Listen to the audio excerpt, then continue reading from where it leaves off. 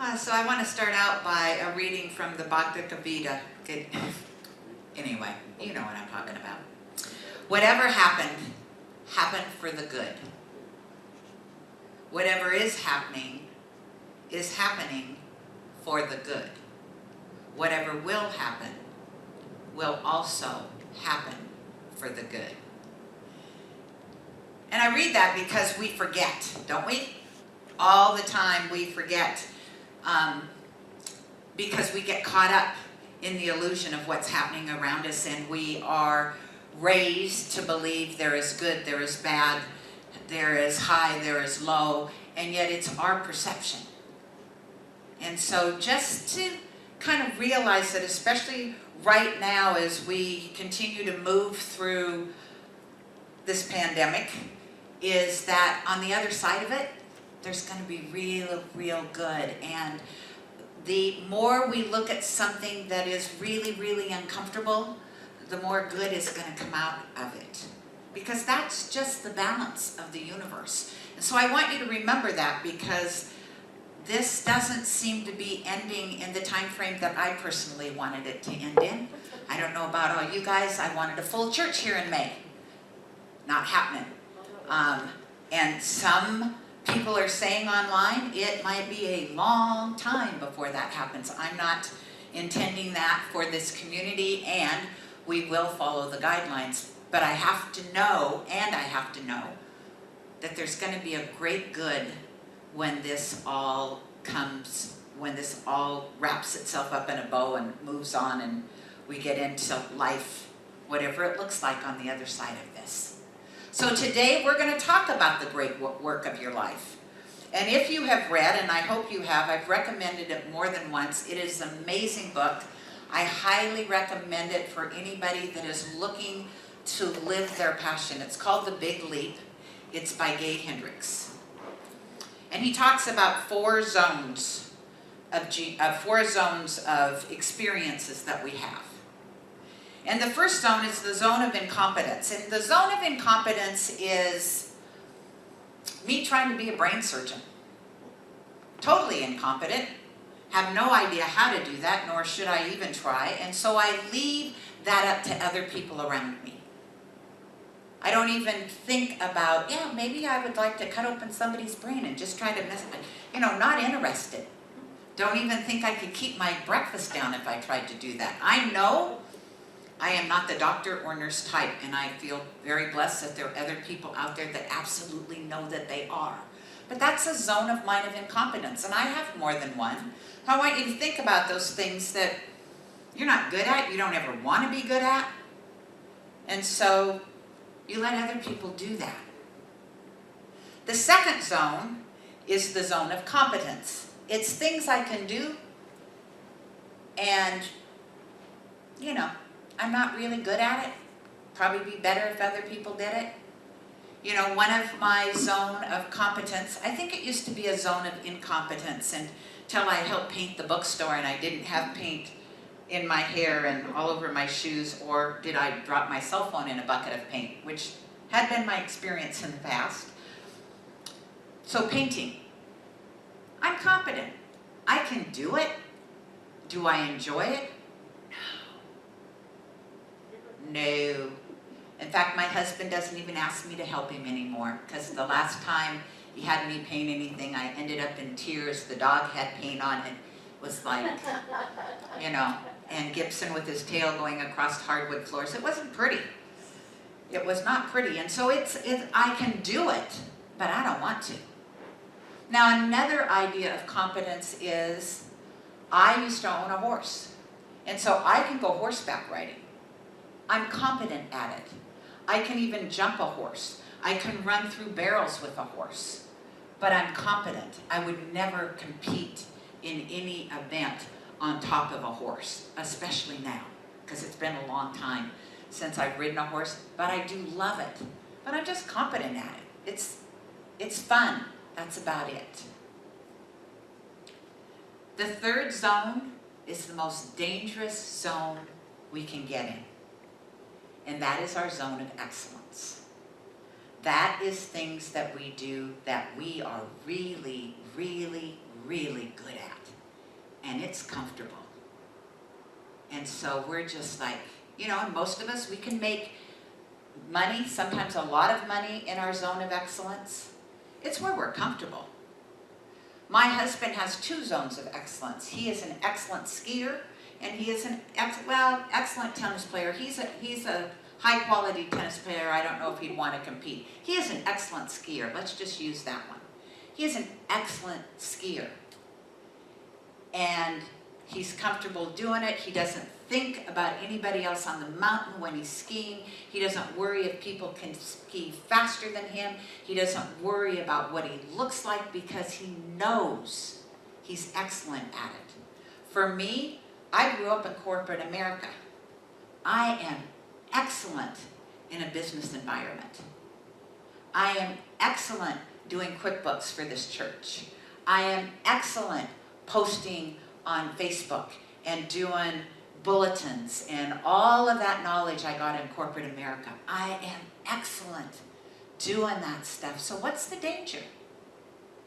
What's the danger if I'm excellent at it? Wow. Shouldn't that be enough? No. Thank you, Jim. No. Absolutely not. It should not be enough.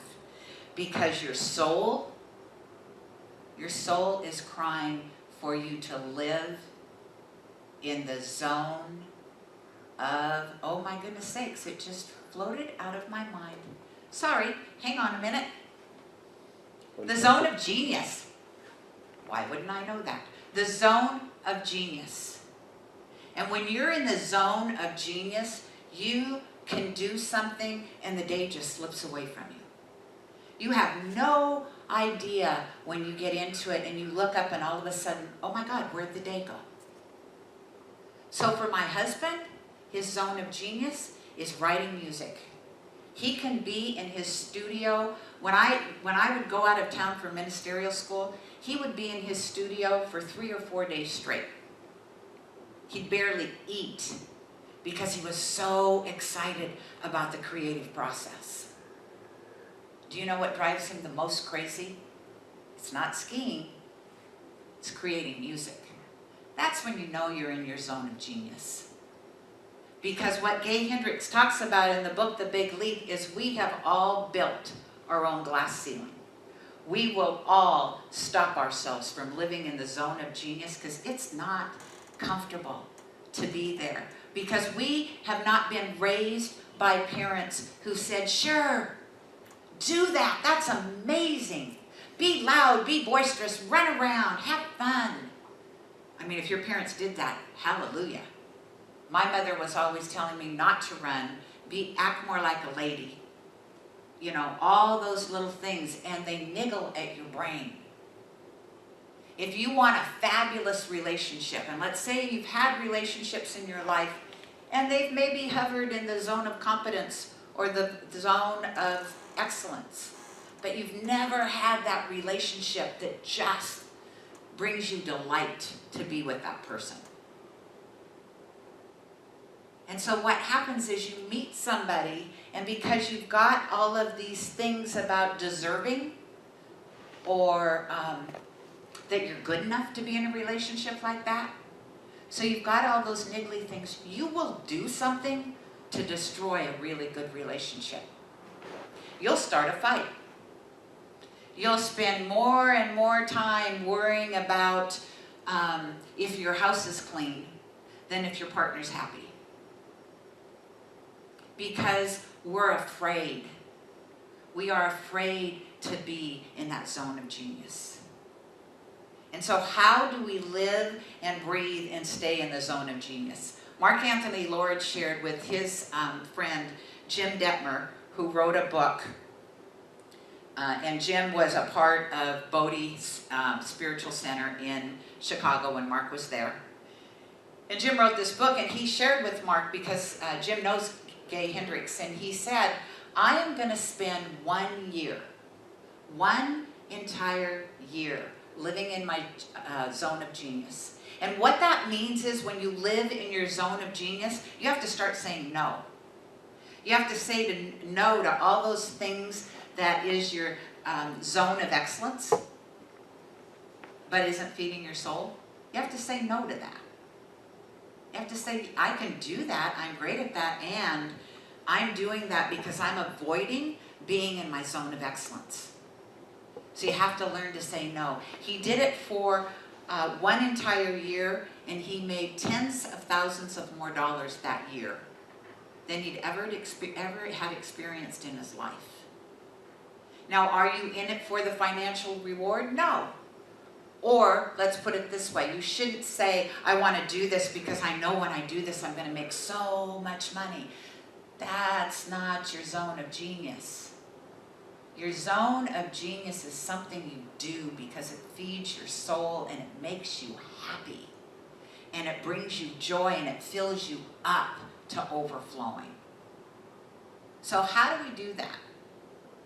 Well, in the book, he suggests that you spend at least, he said start with 5 minutes. At least 5 minutes just in silence.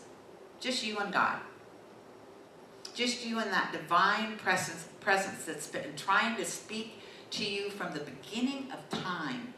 Ever since you birthed here, that divine spirit is like calling you up all the time. Like, here's your calling. Hello, ring. And you're like, yeah, no. I don't want to do that. I don't want people to laugh at me. I don't want to put myself out there on a limb and then have somebody saw the limb off. You know, I'm comfortable. Leave me alone. Right? 5 minutes and you'll start to get those downloads about what is your zone of genius. Who have you been called here to be? Now, one of the things that came to me, I think, either while I was meditating with Bee or maybe when she was doing her prayer, is absolutely that spiritual practice, yes, there is a time that we sit in silence. There is a time that we meditate. There is a time that we journal. There is a time that we do different things. And I suggest that spiritual practice, if you really want to be in your zone of genius, is to really practice being mindful, which is a spiritual practice. Practice being mindful 24/7. So what does that look like? So I was listening to a YouTube video, and Bob Proctor had talked about his mentor's mentor sharing with him that 2% of the population really is mindful about what they're thinking, how they're thinking it, and what they're putting out into the universe. 2%. That's not a big amount. 2% actually think, my thoughts create. I know my thoughts create, so I am going to be really, really mindful about what I think and what I say. Even if I'm kidding, it all has energy.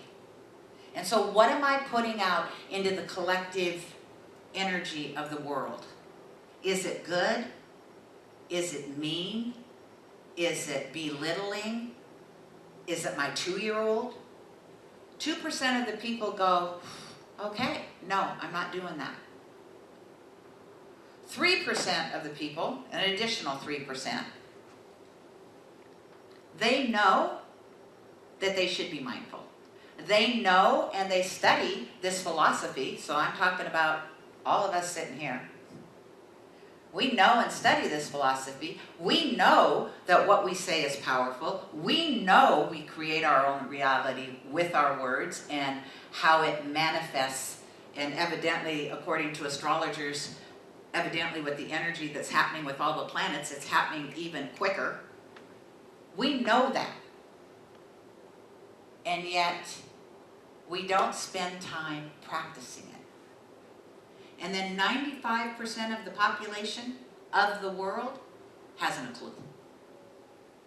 Hasn't a clue that they are manifesting their reality all the time by their predominant thoughts, the predominant energy they carry around with them. Who was in Charlie Brown? Was it Linus that was the little Pigpen? I mean, can you imagine? And that's what that cartoon was trying to tell you. Or if you look at Winnie the Pooh, all of those stories are trying to tell us to be mindful, to really think about what we're thinking, to really say and be kind instead of throwing out negative energy and being snarky. I love to be snarky. However, it's not kind, right? And I certainly don't appreciate it when people are snarky with me, so why would I do that?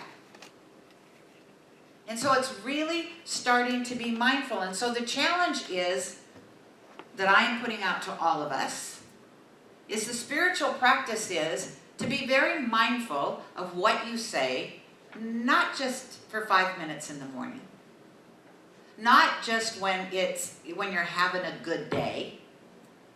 It's real spiritual practice is you're having the crummiest day on the planet right now, and you choose to say something kind instead of being belligerent or snarky or whatever you want to call it. You choose to come from that place of the higher good and the well-being of all. That is a really deep, deep spiritual practice. And remember, only 2% of the people on the planet are doing it. So I know right off the top, probably the Dalai Lama, because he never frowns at anything, and Desmond Tutu. Those are the two I can think of. 2% of the population. What if we did it as a community? How do you think that would change the energy of the planet? If you really started to be very conscious of you're a little energy bug, like that little bunny on TV. That is you. And you get to decide, are you going to go around and clamp your tambourine and make everybody happy? Or are you going to be Pigpen? Because you get to decide, right? You get to decide. However, when you're Pigpen and crap starts to show up in your life, at least be responsible enough to say, wow, I am really a powerful creator. Look at all of this that has just happened in my life because I decided to go down that road. We're all at choice all the time. So the other thing about being in your zone of genius is to absolutely be yourself.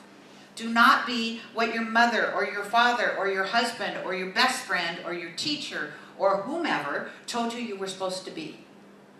Do not be that. I am not Beyonce. I am not Michael Beckwith. I am not Oprah Winfrey. Why did I pick all black people? I have no idea. I'm not any of those. Those were the words that came into my head. I am not any of those people. And yet, I get to be me when I quit being afraid of being me. You have to be yourself to live in your zone of genius. Nobody else is going to show up there with you. Not a person can support you in your zone of genius except you. And you need to figure out, what is that? What is that that makes my heart just pulsate? What is that that brings me so much joy? I don't even know what time it is and I don't care. And so for me, I know it's being the senior minister at Genesis. It is building, it's more than just this community though. For me, it's building community.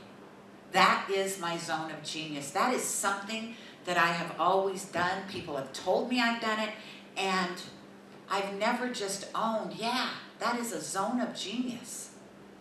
You have a way of connecting people. You have a way of allowing people to show up. And so what is your zone of genius? What is it that Spirit is calling you to do? It is why you birthed on this planet. And when you don't live in your zone of genius, you know who suffers? Everybody around you. Everybody around you. Because you're a unique, individualized manifestation of God. There is only one of you. I don't care if there's thousands of other ministers out there doing what I'm doing. I get to be in my zone of genius doing this. They get to be in their zone of genius doing it, and we're not doing it the same. None of us are. Do you know we're all talking about this today within Centers for Spiritual Living? And I bet if you went and searched online and listened to every single person deliver this message, it would be different every single time. Every single time. Because everybody's energy is different. Everybody's thoughts around this are different. Everybody's reality is different. But the common thread is going to be, you need to find your zone of genius. If you are comfortable, you are living in your zone of excellence. And there's nothing wrong with that, except it's safe. It's not lighting you up. It's not who you came here to be. I spent 31 years in my zone of excellence, probably a little longer, because after I retired from AT&T, I worked for other companies. So let's say 38 in my zone of excellence. And I made sure I did a really good job. I was really, really good at what I did. I never questioned my abilities. I never questioned, was I good enough? Never. I knew I was. I knew I could manage people. I knew I was good at all the tasks they gave me. Absolutely knew it from the inside out. You know what brings me the most mental garbage in my head? Is being a minister. Do you know where I question myself the most? Being a minister. Do you know what brings me the most delight in my life? Being a minister. Other than you, honey. Just so you know. Being a wife also. So, your zone of genius, you need to own that. You need to know that that is why you're here. And if it's something like, I can't afford to live in my zone of genius right now. I've got a house to pay. I've got kids to raise. I've got all of this stuff. Doesn't mean you can't be in your zone of genius. Fit it in there. The more time you spend in your zone of genius, the more things that are unlike that will fall away and be replaced by the divine, by something that will support you even more financially, even more spiritually, even more emotionally, even more physically. You have to have faith. You absolutely have to have faith. And if you're not in faith, you are probably in fear. And fear is you can taste it and feel it. I'm having trouble with words today. Oh. Yeah, it's okay. I'm not going to try to repeat it. Thank you. But, fear is tangible. There's a word I can pronounce today. Fear is tangible. And faith sometimes feels fleeting. Why do you think that is? Where do you put most of your thoughts? What do you give most of your energy to? What do you talk about with your friends, with your family, with people in your life? I bet it's not about the things that you have faith about. I bet it's not about your zone of genius. We're all, your zone of genius. I know that we're all really comfortable talking about what we're good at, what we're excellent at, because we know we're good at it. And so it doesn't matter if anybody says anything, because if they do, it just falls off us like, what is that comment? Water on a duck's back. It just falls away. And yet, when you start talking about the zone of genius, you're walking out on that limb. And you do worry about what people will say. And you do worry about if you're going to be accepted. You do worry about, let's talk about me. Am I reaching people's hearts? Right? All of that. And it will take one person to say something negative and, I'll go right back to my zone of excellence. It's comfortable there. You have to fight to stay in your zone of genius. You have to fight to answer the call. And so I want to do a reading by Ernest Holmes, and this is from the 1926 version of the Science of Mind textbook, and it's back in the glossary, and it's called The Call. This I saw, or else some greater presence made it known to thee. The universe is filled with life, the earth, the sky, the sea, and teemed with intelligence, with majesty and might. Deep within me, some subtle inner light beholds and sees, comprehends and knows the all. No fears, no falters, but answers the divine call. To be as one beyond the bonds of time and space, to overcome the bondage of the entire human race, and to leap with trust, undaunted and free, into deeps of that infinite sea, whose waters calm are ready to receive those who in simple faith believe. Let us close our eyes.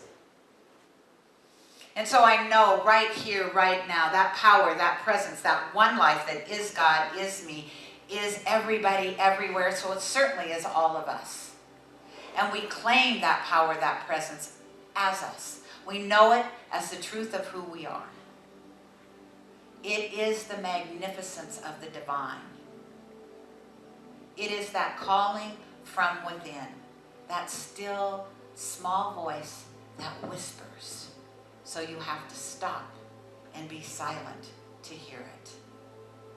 And so what I claim for all of us right here and right now is that we really know for ourselves right here, right now, that we are going to move from that 3% of knowing how to think and maybe not using it to that 2%.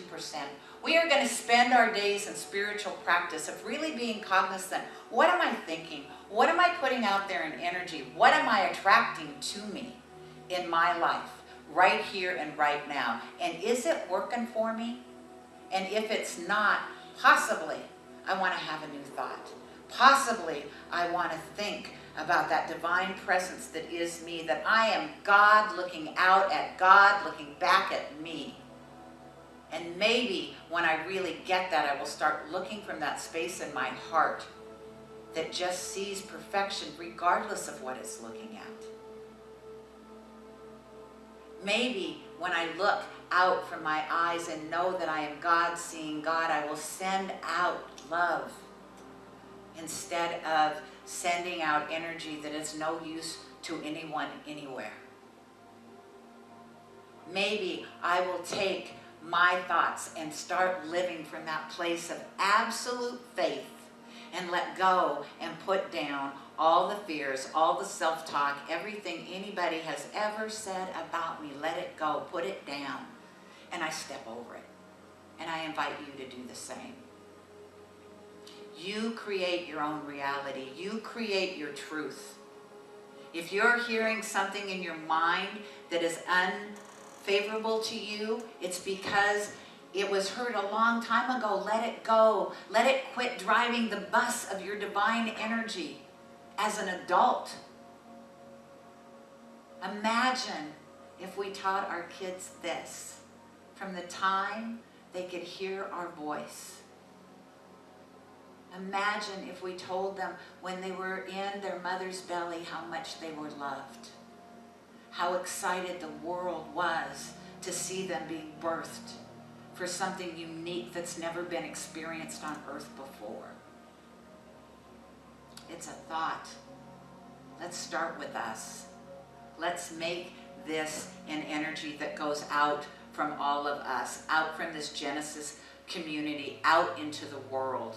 Let that energy be the one that's tangible. Let that energy be the one that people grab hold of. Let that energy fill us up to overflowing. And so I give great, great thanks right here and right now for knowing this truth. I give great, great thanks for knowing God's got all of this. God is the source, the supply, and the sustenance of each and every one of us. And when we tap into that, fear can't even knock on the door. We have so much faith, it can't even get in the front yard. And so I turn all of these words over, knowing that as I do so, that divine energy eats it up and says yes. And as it does so together, we let go of our human attachment about why we think whatever we think in this moment. And we absolutely attach ourselves with faith and heart and desire to live in that zone of genius. We let go, we let God, and together we say, and so it is. Namaste. Oh, Christy has